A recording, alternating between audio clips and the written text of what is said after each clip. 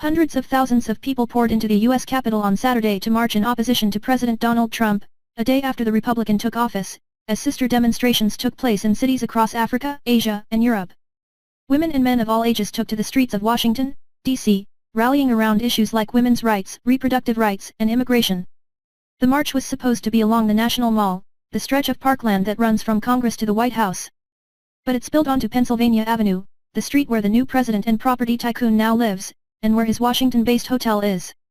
Protesters held signs like "Women's rights are human rights," "Break down walls, don't build them," and "Hell hath no fury as a nasty woman scorned," referencing the time Trump called his opponent, Hillary Clinton, a nasty woman during a debate. Sophie Walker, the leader of the Women's Equality Party, told Al Jazeera that protesters had gathered in a show of unity. "We are here to protest the hate and the division that Donald Trump puts forward as politics," she said. "We are here to march against the rising xenophobia in this country. We're here to march against the normalization of racism and misogyny and sexism." Many participants wore knitted pink cat-eared pussy hats, a reference to Trump's admission to having committed sexual assault in a video that was made public weeks before the election. In that video, Trump said he grabbed women by the genitals without their consent, sparking outrage.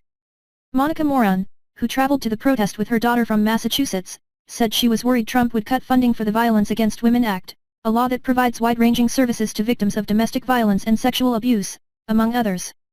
"We know 1 in 3 or 1 in 4 women will face domestic violence in their lifetime, and we know these programs are working." The protest illustrated the depth of the anger in a deeply divided country that is still recovering from the scarring 2016 election campaign season.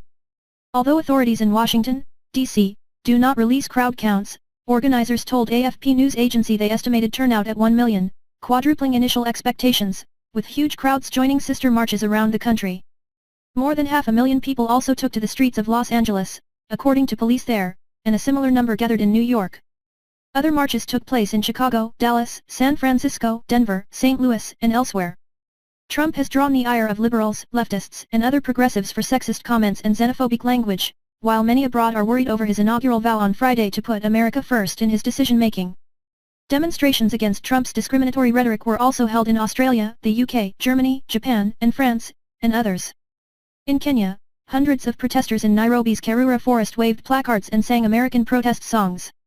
In Sydney, Australia's biggest city, about 3,000 men and women gathered for a rally in Hyde Park before marching on the US consulate downtown, while organizers said 5,000 people rallied in Melbourne. In Japan, hundreds of people joined protests in Tokyo, including many American expatriates.